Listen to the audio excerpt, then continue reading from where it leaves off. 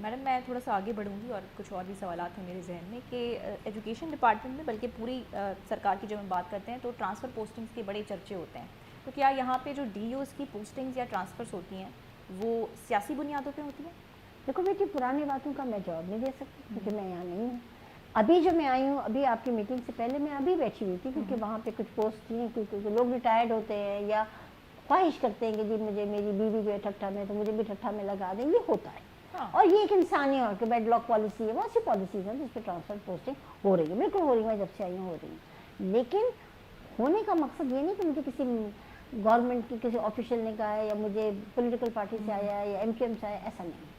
جو بھی میرٹ نہیں ہے, نیڈ بیسڈ نیڈ بیسڈ, اور ہم کرتے ہیں because after all they are all human beings, تو ہم کرتے ہیں.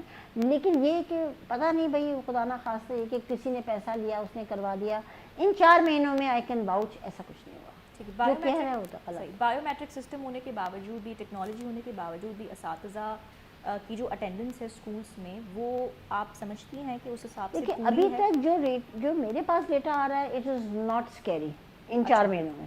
It's not scary.